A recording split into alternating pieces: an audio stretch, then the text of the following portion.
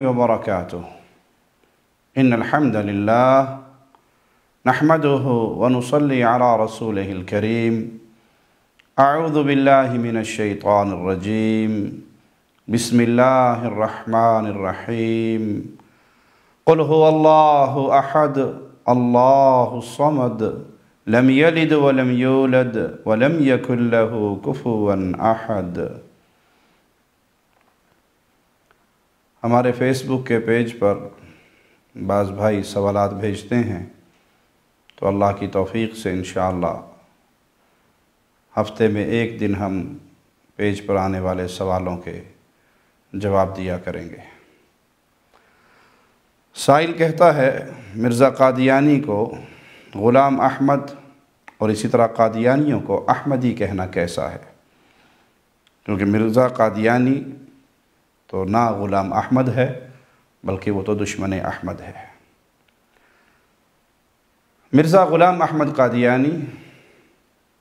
مرتد، جس نے اپنی نبوت کا اعلان کیا، انگریزوں کا لگایا ہوا ایک پودا، جس نے دین اسلام کی شکل کو بگاڑنے کی ناکام کوشش کی، علماء حق نے اس کا تعاقب کیا، تو وہ ختم نبوت کے عقیدے کے انکار کی وجہ سے اور اس کے عقائد کے اندر بہت ساری چیزیں ایسی شامل ہیں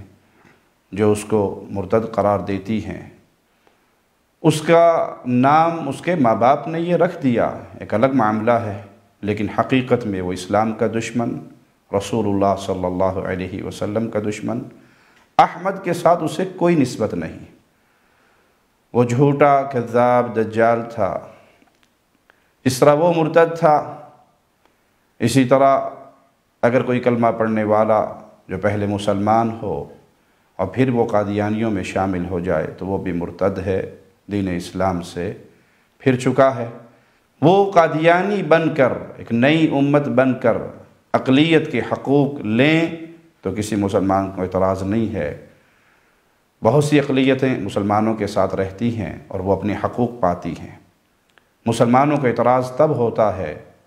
جب وہ ایک نئی نبوت اور نئی امت کے باوجود مسلمانوں کا پروٹوکول لینے کی کوشش کرتے ہیں۔ ہمارا ان سے اختلاف یہی ہے کہ تم اسلام کے نام کے ساتھ رشتہ نہ جوڑو، قادیانی بن کر، اقلیت بن کر اپنے جو تمہارے حقوق دین و اسلام تمہیں دیتا ہے، دین و ملت میں تمہارے لیے موجود ہیں، وہ تمہیں ملیں گے۔ مسلمان کب تم سے جالان ہوں گے، کب ناراض ہوں گے، کب حالات خراب ہوں گے؟ جب تم اپنے آپ کو مسلمان کہلانا چاہو گے، اپنے عبادت خانوں کو مسجد کہلانا چاہو گے، تو اہل ایمان اس کو برداشت نہیں کریں گے۔ تمہارا وہ نبی ہے، تم اس نبی کے ماننے والے اس کی امت ہو، نہ تمہارا رشتہ اسلام سے ہے، نہ قرآن سے ہے، نہ محمد الرسول اللہ صلی اللہ علیہ وسلم سے ہے۔ سائل کہتا ہے کہ کچھ علماء کہتے ہیں کہ امام ابو حنیفہ رحمہ اللہ نے جو احادیث بیان کی ان میں راویوں کی تعداد کم ہے، انہوں نے براہ راست صحابہ اور تابعین سے روایت کی، اس لیے انہوں نے فتویٰ دیا کہ سینے پہ ہاتھ نہیں باندھنے چاہیے اور رفع الیدین بھی نہیں کرنا چاہیے۔ جبکہ امام بخاری رحمہ اللہ نے جو احادیث بیان کی ان میں راویوں کی تعداد زیادہ ہے اور ان تک پہنچتے پہنچتے ان میں ضعیف راوی مل گئے اور انہوں نے اسے ضعیف قرار دے دیا، اس لیے ابو حنیفہ رحمہ اللہ کی بات زیادہ صحیح ہے۔ جو لوگ یہ کہتے ہیں کہ امام ابو حنیفہ رحمہ اللہ نے براہ راست صحابہ اور تابعین سے احادیث لیں، ہمیں اس کتاب کا نام بتا دیں جس میں وہ احادیث موجود ہیں۔ 10 ایسی روایات پیش کر دیں جو امام صاحب نے، امام ابو حنیفہ رحمہ اللہ نے ڈائریکٹ صحابہ سے لی ہوں یا تابعین سے لی ہوں۔ امام بخاری رحمہ اللہ نے رسول اللہ صلی اللہ علیہ وسلم کی جو احادیث بیان کی وہ ان کی کتاب میں موجود ہے، پوری دنیا میں انہیں پڑھا جاتا ہے، اس کتاب کو مدارس میں پڑھایا جاتا ہے، اس کتاب کو پڑھانے والے کو بڑی عزت اور مقام ملتا ہے، شیخ الحدیث کے نام سے جانا جاتا ہے۔ یہ باتیں لوگوں نے ہوا میں اڑائی ہیں۔ امام ابو حنیفہ رحمہ اللہ اہل سنت کے امام ہیں، ان کا احترام، ان سے محبت انتہائی ضروری ہے۔ ان کی ادنیٰ سی گستاخی اہل سنت اہل الحدیث اس کا تصور بھی نہیں کرتے، لیکن کسی بھی شخصیت کو اس مقام پہ فائز نہیں کیا جا سکتا جو مقام محمد الرسول اللہ صلی اللہ علیہ وسلم کا ہے۔ پیارے حبیب کا مقام کیا ہے؟ کہ آپ جو فرما دیں وہ امت کے لیے حجت ہے، امت کو آنکھیں بند کر کے اس کو تسلیم کرنا ہے۔ آپ کا فرمان کسی کی عقل میں آئے یا نہ آئے، سمجھ آئے یا نہ آئے، مسلمان ہونے کے ناطے وہ رسول اللہ صلی اللہ علیہ وسلم کے فرمان کے سامنے سر جھکا دیتا ہے۔ اگر کوئی یہی مقام کسی اور شخصیت کو دینا چاہے تو ہم اسے امام مالک رحمہ اللہ کا وہ قول سنائیں گے کہ وہ پیارے نبی صلی اللہ علیہ وسلم کی مبارک قبر کی طرف اشارہ کر کے کہا کرتے تھے، ہر کسی کی بات قبول بھی ہو سکتی ہے، رد بھی کی جا سکتی ہے، سوائے جو یہ قبر میں سو رہے ہیں اور پیارے نبی صلی اللہ علیہ وسلم کی قبر کی طرف اشارہ کرتے، ان کی کوئی بات رد نہیں کی جا سکتی۔ اب کوئی اگر یہ کہے کہ جس امام صاحب کو میں نے پکڑا ہے اس کی بھی کوئی بات رد نہیں ہوگی، بلکہ اس کی بات پر قانون بنے گا کہ اگر آیت بھی اس کے خلاف آئے گی تو ہم آیت کو منسوخ جانیں گے، حدیث اس کے خلاف آئے گی تو حدیث کو ہم موضوع جانیں گے، صحابی کا اثر اس کے خلاف آئے گا تو ہم اس کو مردود جانیں گے۔ قول امام ہمارے لیے حجت ہے تو پھر وہ یاد کر لے کہ وہ رسول اللہ صلی اللہ علیہ وسلم کے مقام پر غیر نبی کو بٹھا رہا ہے۔ امام صاحب سے ہماری بڑی محبت ہے، صرف ابو حنیفہ رحمہ اللہ سے نہیں، تمام ائمہ دین سے، وہ امام بخاری ہو، امام مسلم ہو، وہ امام مالک ہو، امام شافعی ہو، امام احمد ہو، امام ابو حنیفہ ہو، تمام اسلاف سے ہم پیار کرتے ہیں۔ ہمیں رسول اللہ صلی اللہ علیہ وسلم کی حدیث کہیں سے مل جائے، کسی بھی امام کے ذریعے مل جائے، ہم اس کو سر آنکھوں پہ لگانے کے لیے تیار ہیں، لیکن ہم کسی کو ایسا مقام نہیں دے سکتے، اہل الحدیث کسی کو یہ شان نہیں دے سکتا کہ یہ جو فرما دیں گے ہمارے لیے حجت ہوگا، یہ مقام محمد الرسول اللہ صلی اللہ علیہ وسلم کا ہے۔ سائل کہتا ہے اگر عمر سے پہلے بال سفید ہوں تو کالا رنگ لگانا جائز ہے، داڑھی کالی کرنا جائز ہے، بڑھاپے میں ہوں یا جوانی میں ہوں، بال سفید ہو جائیں تو ان کو رنگنا جائز ہے لیکن کالا رنگ لگانا جائز نہیں ہے۔ رسول اللہ صلی اللہ علیہ وسلم نے کالے رنگ سے منع کیا۔ براؤن رنگ کر سکتے ہیں، ڈارک براؤن کر سکتے ہیں، جس میں گولڈن رنگ کا شیڈ آئے وہ کر سکتے ہیں، لیکن کالا سیاہ کر لیں کہ 50 سال والا بندہ بھی 30 سال کا لگنے لگ جائے، یہ دھوکہ دہی ہے، اسلام نے اس سے منع کیا ہے۔ صحیح مسلم میں ہے، سیدنا جابر سے روایت ہے رضی اللہ عنہ وارضا، فتح مکہ کے دن ابو قحافہ رضی اللہ عنہ وارضا کو جب رسول اللہ صلی اللہ علیہ وسلم کی خدمت میں لایا گیا، ان کے بال سفید تھے تو رسول اللہ صلی اللہ علیہ وسلم نے فرمایا غیروا ھذا بشیء واجتنبوا السواد، اس سفیدی کو کسی چیز سے بدلو، یعنی ان کے بالوں کو رنگو لیکن سیاہ رنگ سے بچو۔ اسی طرح ابو داؤد کے اندر حدیث نمبر 4212 میں ابن عباس رضی اللہ عنہما سے روایت ہے کہ رسول اللہ صلی اللہ علیہ وسلم نے فرمایا یکون قوم یقضبون فی آخر الزمان کحواصل الحمام لا یریحون رائحة الجنہ، آخر زمانے میں ایسی قوم ہوگی جو سیاہ خضاب لگائیں گے، یعنی اپنے بالوں کو سیاہ رنگ لگائیں گے، جیسے کبوتروں کے پوٹے سیاہ اور وہ سیاہی میں چمکتے ہوئے سیاہ ہوتے ہیں، ایسا رنگ لگائیں گے وہ جنت کی خوشبو نہیں پا سکیں گے۔ تو سیاہ رنگ سے بچیے، ہاں آپ براؤن کر لیں، آپ مہندی لگا لیں، آپ ایسا رنگ لگا لیں جس سے سیاہی کی یہ صورت نظر نہ آئے جیسے کبوتر سیاہ ہوتا ہے، ایسا رنگ نہ لگائیں کہ اس میں بہت بڑی وعید ہے کہ وہ جنت کی خوشبو نہیں پائیں گے۔ اہل حدیث جماعت کا نبی کریم صلی اللہ علیہ وسلم کے علم غیب کے بارے میں کیا عقیدہ ہے، یا اس بارے میں کیا عقیدہ رکھنا چاہیے؟ اہل سنت کا تو یہ عقیدہ ہے کہ نبی کریم صلی اللہ علیہ وسلم اللہ کی عطا سے سب کچھ جانتے ہیں۔ اگر آپ کا بھی یہی عقیدہ ہے تو پھر جھگڑا کس بات کا؟ پیارے بھائی، اہل الحدیث کا رسول اللہ صلی اللہ علیہ وسلم کے بارے میں وہی عقیدہ ہے جو کتاب و سنت نے بیان کیا ہے۔ ہم اہل الحدیث ہیں۔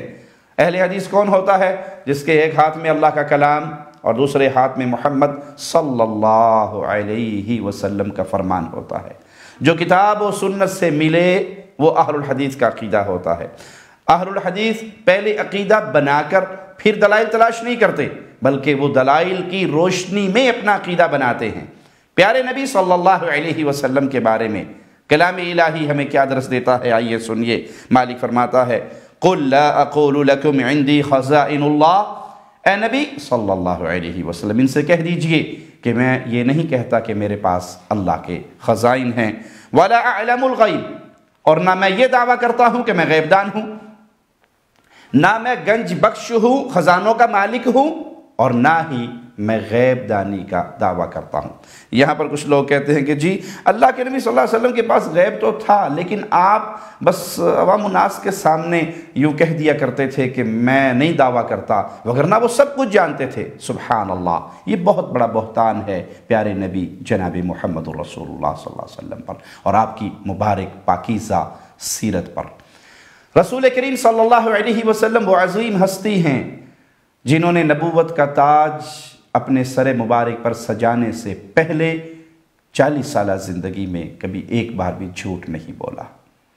کفار کے سامنے کھڑے ہو کر آپ نے یہی کہا تھا، میں نے تمہارے سامنے 40 سال گزارے ہیں، کبھی تم نے مجھے جھوٹ بولتے ہوئے سنا ہو؟ کوئی ایک لمحہ میری زندگی کا ایسا ہو تو اس پہ مجھے اطلاع دو، انگلی اٹھاؤ، اشارہ کرو۔ کفار مکہ نے بھی کہا تھا ما جربنا علیک الکذب، آپ کی زبان سے جھوٹ کبھی سنا ہی نہیں ہے۔ تو یہ کہنے والوں کہ اللہ کے نبی صلی اللہ علیہ وسلم کو علم غیب تو تھا، لیکن آپ نے انکساری کا اظہار کرتے ہوئے یہ کہہ دیا کہ مجھے علم غیب نہیں ہے۔ جس نبی نے نبی بننے سے پہلے، نبوت سے پہلے کی زندگی میں کبھی جھوٹ نہیں بولا، تو نعوذ باللہ کیا وہ نبی بن کر جھوٹ بول رہے تھے؟ یہ بہتان ہے رسول اللہ صلی اللہ علیہ وسلم پر۔ اور ایک اور مقام پر سورۃ اعراف آیت نمبر 188 ہے، مالک اپنے پیارے حبیب سے کہلواتا ہے، کہیے وَلَوْ كُنْتُ أَعْلَمُ الْغَيْبِ، اگر میں غیب دان ہوتا، اگر میں غیب جاننے والا ہوتا، لَاسْتَكْثَرْتُ مِنَ الْخَيْرِ وَمَا مَسَّنِيَ السُّوءُ، میں بھلائیوں کو اپنے لیے اکٹھا کر لیتا، مجھے کوئی برائی نہ پہنچتی، کوئی تکلیف مجھے نہ پہنچتی۔ اس طرح کی اور بھی آیات ہیں، لیکن یہ 2 آیات کافی ہیں اس کے لیے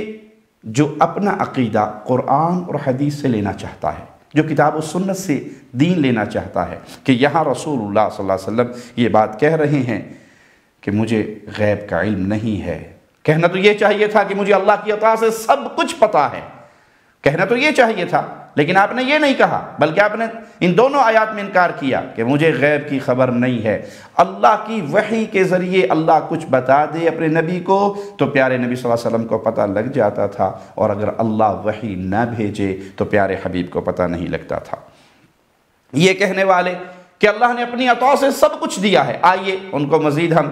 قرآن حکیم کی آیات کی طرف لے کر چلتے ہیں۔ سورۃ یاسین ہے، 69 نمبر آیت ہے۔ اللہ مالک فرماتا ہے وَمَا عَلَّمْنَاهُ الشِّعْرَ وَمَا يَنبَغِي لَهُ، ہم نے اپنے نبی کو شعر و شاعری نہیں سکھائی اور نہ ہی یہ ان کی شان کے لائق ہے۔ آئیے اس کا ترجمہ احمد رضا خان بریلوی صاحب کے ترجمے سے پیش کرتے ہیں۔ وہ لکھتے ہیں اور ہم نے ان کو شعر کہنا نہ سکھایا اور نہ وہ ان کی شان کے لائق ہے۔ اگر اللہ کی عطا سے رسول اللہ صلی اللہ علیہ وسلم سب کچھ جانتے تھے تو شعر و شاعری بھی تو اس میں داخل تھی، سب کچھ جو پتا تھا آپ کو، جمیع ما کان وما یکون کی خبر تھی، جو کچھ ہو گیا، جو کچھ ہونا ہے، ٹوٹل پہلا اور آخری نبی کو پتا تھا۔ ایک تو ہے آپ نے مستقبل کی خبریں دی اللہ کی وحی سے، آپ نے ماضی کی خبریں دی اللہ کی وحی سے، یہ اللہ کی وحی کا معاملہ ہے۔ لیکن جو یہ عقیدہ رکھتا ہے کہ ہر گزری ہوئی بات کا نبی کو علم تھا اور ہر آنے والی بات کا نبی کو علم تھا، اللہ نے اپنی عطا سے سب کچھ دے دیا تھا، تو قرآن حکیم کہہ رہا ہے وَمَا عَلَّمْنَاهُ الشِّعْرَ، ہم نے ان کو شعر و شاعری نہیں سکھائی اور نہ ان کی شان کے لائق تھا۔ تو اگر اللہ کی عطا سے سب کچھ ملا ہوتا تو یہ آیت، اس کا ترجمہ احمد رضا خان کے ترجمے سے ہم نے آپ کے سامنے پیش کیا، اس کا جواب تلاش کیجئے۔ رسول اللہ صلی اللہ علیہ وسلم کی شان انتہائی بلند ہے، آپ کا مقام و مرتبہ بہت بلند ہے، آپ اللہ کی مخلوق میں افضل ترین ہستی ہیں، لیکن آپ اللہ کی وحی کے محتاج اور پابند ہیں۔ سورۃ توبہ 101 نمبر آیت سن لیجئے، مالک فرماتا ہے وَمِمَّنْ حَوْلَكُمْ مِنَ الْأَعْرَابِ مُنَافِقُونَ وَمِنْ أَهْلِ الْمَدِينَةِ مَرَدُوا عَلَى النِّفَاقِ لَا تَعْلَمُهُمْ نَحْنُ نَعْلَمُهُمْ۔ اس کا ترجمہ بھی آئیے احمد رضا خان بریلوی صاحب کے ترجمے سے پیش کرتے ہیں۔ تمہارے آس پاس کے کچھ گنوار منافق ہیں اور کچھ مدینے والے، ان کی خو ہو گئی ہے نفاق کی، یعنی ان کی عادت ہو گئی ہے نفاق کی، تم انہیں نہیں جانتے، ہم انہیں جانتے ہیں۔ یہ دعویٰ کرنے والے کہ اللہ کی عطا سے رسول اللہ صلی اللہ علیہ وسلم کو ہر چیز کا علم تھا، تو یہ قرآن حکیم کی آیت دو ٹوک آواز لگا رہی ہے منافقین کے حوالے سے کہ آپ ان کو نہیں جانتے، اللہ ان کو جانتا ہے۔ اور ترجمہ بھی ہم نے کسی اہل حدیث عالم کا پیش نہیں کیا، احمد رضا خان بریلوی صاحب کا پیش کیا۔ اگر اللہ کے نبی صلی اللہ علیہ وسلم کو سارا غیب کا خزانہ اللہ نے اپنی عطا سے دے دیا تھا تو پھر یہ کیوں کہا کہ آپ نہیں جانتے، ہم انہیں جانتے ہیں۔ اللہ کے نبی صلی اللہ علیہ وسلم پر اللہ کی طرف سے وحی آتی تو علم ہو جاتا، وحی نہ آتی تو آپ کو علم نہ ہوتا۔ نبی اور غیر انسان میں یہی فرق ہے، اللہ کی طرف سے وحی جب آتی ہے وہ اللہ کے انبیاء پر آتی ہے، اسی لیے انبیاء کی ہر بات اس کے سامنے سر جھکانا لازم ہے، اور غیر نبی کی یہ شان نہیں ہے کہ وہ جو فرما دے گا وہ ہمارے لیے حجت ہوگا۔ جو فرما دے حجت ہے، یہ شان رسالت ہے اور یہ شان ہے رسول اللہ صلی اللہ علیہ وسلم کی۔ سائل کہتا ہے اگر سالی کے ساتھ تعلقات ہوں تو بیوی حلال رہے گی؟ انا للہ و انا الیہ راجعون۔ یہ گناہ ہے، کبیرہ گناہ ہے، بدکاری ہے، زنا کاری ہے، حرام کاری ہے۔ اس حرام کاری کی وجہ سے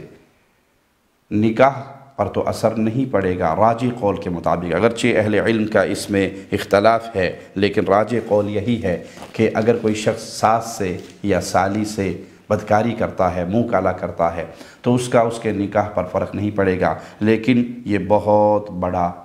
گناہ ہے، یہ بہت بڑا جرم ہے۔ یہ جرم ہوتا کیوں ہے؟ جب اسلام سے آزادی چاہیں تو یہ جرائم پیدا ہوتے ہیں۔ جب اسلام کے سنہری اصولوں کو دقیانوس بنا کر پیش کر دیا جائے معاشرے میں کہ جیجا جی یہ تو ہمارے لیے باپ کے مقام پر ہے، اور جب یہ کہہ دیا جائے بھابھی ہمارے لیے ماں کے مقام پر ہے، اور سالی یہ تو آدھے گھر والی ہے، ان سے کیا پردہ؟ پردہ تو آنکھوں کا ہوتا ہے۔ آپ کو دوپٹے کی اتنی ہی ضرورت ہے تو اپنی آنکھوں پہ ڈال لو، اور اکٹھے گھر کے اندر بیٹھتے ہیں، اکٹھے کھانا کھاتے ہیں، وہیں پر بیوی بھی ہے، وہیں پر سالیاں بھی ہیں، بلکہ شادی کے موقع پر بیوی کا منہ دیکھنا بعد میں نصیب ہوتا ہے، وہ گھونگھٹ ڈال کے بیٹھی ہوتی ہے، اور سالی صاحبہ وہ جیجا جی کے ساتھ شغل میلے لگا رہی ہوتی ہے، دودھ پلا رہی ہوتی ہے، جوتیاں چرا رہی ہوتی ہے، اٹکیلیاں کر رہی ہوتی ہے، کنڈی پکڑ رہی ہوتی ہے۔ یہ ساری رسمیں جو ہندوازم کی رسمیں ہیں، جس کا سیرت مصطفیٰ سے دور کا بھی رشتہ نہیں ہے، اس کو ہم نے اپنے گھروں کے اندر بڑی خوش دلی سے رائج کر لیا ہے، اور پھر سوال کرتے ہیں کہ اگر بھابھی کے ساتھ یہ ہو جائے تو کیا بنے گا، اور سالی کے ساتھ یہ ہو جائے تو کیا بنے گا۔ یہ بدکاری کے راستے کھلے کب؟ جب آپ نے پردے کے پیارے اسلامی نظام کو اٹھا دیا۔ وہ بڑی پیاری گفتگو کسی بھائی کی، جرمنی کے اندر ایک مسلمان عورت شاپنگ سینٹر میں گئی، اور جب وہ کیشیئر کے پاس آئی جہاں ایک مسلمان عورت کھڑی تھی، اس نے اس پردے میں چھپی ہوئی عورت کو دیکھ کر کہا کہ یہ مسلمان پتہ نہیں کیوں پردہ کرتے ہیں، اور یہ ان پردوں کو اپنے ملکوں میں ان برقعوں کو چھوڑ کر کیوں نہیں آتے، کیوں ہمارے لیے نئی نئی مصیبتیں کھڑی کرتے ہیں، اور کیوں ابھی تک اتنے دقیانوس ہیں۔ جب اس نے ساری گفتگو کر لی تو وہ جو خاتون خریداری کے لیے آئی تھی، اس نے اپنے چہرے کا نقاب اٹھایا اور اس خاندانی مسلمان عورت سے کہا کہ تم مسلمان ہو، باہر سے آئی ہو، میں اصل جرمن کی ہوں، یہیں کی رہنے والی ہوں، میں نے اسلام کو سیکھا ہے، تم نے اسلام کو چھوڑ دیا ہے اور میں نے اسلام کو اپنا لیا ہے، تم اس کو دقیانوس سمجھتی ہو، میں اس کو عزت کا محافظ سمجھتی ہوں۔ تو پیارے بھائی، گھروں کے اندر پردے کو رائج کیجئے۔ بہت سارے دینی گھرانے، دین سمجھنے والے، نماز پڑھنے والے، قرآن حکیم کو جاننے والے، علم کے ساتھ تعلق رکھنے والے، ان کے ہاں بھی گھروں کے اندر شرعی پردہ نہیں ہے۔ یہ بڑے دکھ کی خبر ہے، یہ بڑے دکھ کی بات ہے۔ اچھے بھلے دیندار گھرانوں میں سالی بہنوئی سے پردہ نہیں کرتی، بھابھی دیور جیٹھ سے پردہ نہیں کرتی، اور پھر اس طرح بدکاری کے بازار گرم ہوتے ہیں۔ پھر لوگ سوال یہی کرتے ہیں کہ میری بیوی حلال رہ گئی یا اس سے نکاح ٹوٹ گیا، اور جو وہ منہ کالا کرتا رہا اپنی بھابھی کے ساتھ یا سالی کے ساتھ، اس کے بارے میں سوچ بھی نہیں آتی کہ میں نے یہ کتنا بڑا گناہ کیا ہے۔ تو جب ہم اسلامی حدود سے اپنے آپ کو باہر نکالیں گے تو ہم ذلت کی دلدل میں گر جائیں گے، اور جب اسلام کو اپنے سینے سے لگائیں گے تو اللہ ہمیں عزت عطا فرمائے گا۔ غسل جنابت کے طریقے کے بارے میں کسی بھائی نے سوال کیا ہے، احتلام ہو یا بیوی سے ہم بستری ہو تو اس وقت کیا کرنا چاہیے؟ انسان پر جب غسل جنابت واجب ہو جائے، وہ صحبت کی وجہ سے ہو یا احتلام کی وجہ سے، تو طہارت حاصل کرنے کے بعد بسم اللہ کہے اور وضو کرے جس طرح وضو کیا جاتا ہے، اور پھر جب وہ سر کے مسے پر پہنچے تو پھر اپنے سر پہ 3 چلو پانی ڈالے، 3 چلو دائیں طرف، 3 بائیں طرف، پھر پورے جسم کو اچھی طرح پاک کر لے، کوئی ایک بال جتنی جگہ بھی اس کی خشک نہ رہے، اور پھر تھوڑا سا سائیڈ پر ہو کر اپنے دونوں قدموں کو دھو لے، تو انشاءاللہ یہ غسل بھی ہو گیا۔ تفصیل کے لیے صحیح بخاری حدیث نمبر 249 کو دیکھ سکتے ہیں۔ کسی بھائی نے سوال کیا ہے کہ قسطوں پر کاروبار کی کیا صورتحال ہے؟ ایک چیز نقد میں کچھ اور قیمت رکھتی ہے، اور جب قسط پہ لیا جاتا ہے پھر اس کی قیمت بڑھا دی جاتی ہے، کیا یہ سود ہے؟ اگر تو قسطوں کے کاروبار میں اختلافی مسئلہ ہے، لیکن راجح قول یہی ہے کہ یہ جائز ہے، ایک شرط کے ساتھ کہ آپ 1 مہینے قسط نہیں ادا کر سکے، اگلے مہینے جب آپ 2 مہینے کی قسطیں ادا کریں گے آپ پر جرمانہ لگے گا۔ آپ نے 1000 روپیہ قسط دینی تھی، وہ 1100 دینی پڑے گی یا 1000 ہی باقی رہے گی، یعنی اس پہ اضافہ ہوگا یا وہ ویسے ہی باقی رہے گی۔ جمہور علماء کے قول کے مطابق اگر وہ قسط ویسی رہتی ہے، اس میں اضافہ نہیں ہوتا، پلنٹی نہیں لگتی، جرمانہ نہیں لگتا، زیادہ نہیں دینے پڑتے، تو پھر یہ جائز ہے، اور اگر اس میں جرمانہ لگتا ہے،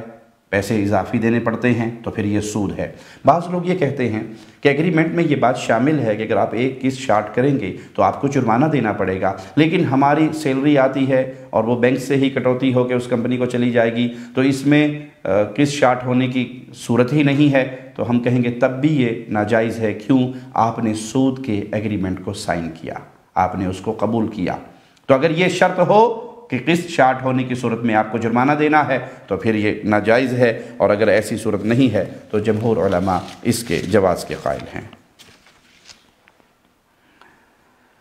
ایک بھائی کہتا ہے میں کیسے ریسٹورنٹ پہ کام کرتا ہوں جہاں غیر مسلم بھی ان کے ساتھ ہیں، تو ان کے ساتھ کھانا پینا کیسا ہے؟ جو چیز وہ کھا رہے ہیں اگر وہ حلال ہے تو کوئی حرج نہیں ہے، بنانے والا پاکی اور طہارت کا خیال رکھتا ہے تو کوئی حرج نہیں ہے، ان کے ساتھ کھایا جا سکتا ہے۔ کفار کے ساتھ اچھے سے اچھا سلوک کرنا چاہیے، پیارے سے پیارا سلوک کرنا چاہیے، ان کو کھانا کھلانا چاہیے، ان کو ہدیے اور تحفے دینے چاہیے، اسلام کی دعوت کے ساتھ، ان کا دل نرم کرنے کے لیے، ان کی مالی مدد کرنی پڑے تو وہ بھی کرنی چاہیے، اور ان کو ساتھ ساتھ اسلام کا پیغام دینا چاہیے۔ آپ کے اس اچھے سلوک سے وہ لوگ مسلمان ہو جائیں۔ ہاں، اگر ان کا مذہبی تہوار کا کھانا ہے، ان کے مذہبی پروگرام کا کھانا ہے، تو پھر آپ اس میں شریک نہیں ہو سکتے۔ کرسمس کا دن ہے یا دیوالی ہے یا بسنت ہے یا ان کا کوئی بھی مذہبی فنکشن ہے، اس کا کھانا نہیں کھا سکتے اور ان کے اس پروگرام میں شریک نہیں ہو سکتے۔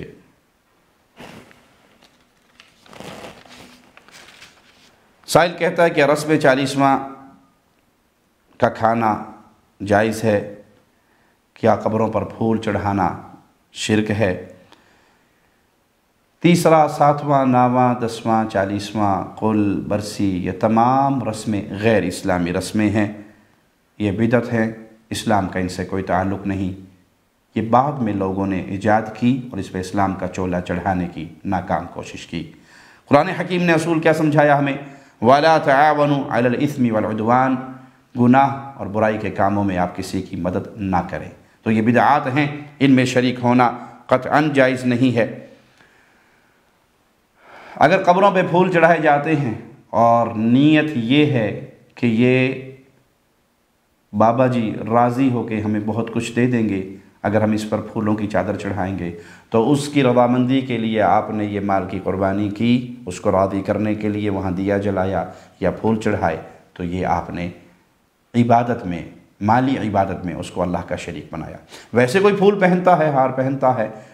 کوئی حرج نہیں ہے، اس میں کوئی حرج نہیں ہے، لیکن اگر یہاں معاملہ پھولوں کا قبروں پر چڑھانا اور قبر والوں کی رضامندی کو سامنے رکھنا کہ اس پھولوں کی نظر سے یہ بابا راضی ہوگا اور میرے مسائل حل کر دے گا، اس کو مشکل کشا سمجھ کے اس کی قبر پہ نذرانے دینا، یہ شرک کا راستہ کھولتا ہے۔ اللہ سے دعا ہے اللہ ہمیں توحید پہ باقی رکھے، ایمان پہ باقی رکھے، اسلام پہ باقی رکھے اور اسلام کا سپاہی بنا کر باقی رکھے۔ ہم لا الہ الا اللہ کے پیغام کو نشر کرنے والے ہوں، اسی پہ زندہ رہیں اور اسی لا الہ الا اللہ کے آوازے کے ساتھ ہماری روح اللہ کی جنتوں کی طرف پروان چڑھائے۔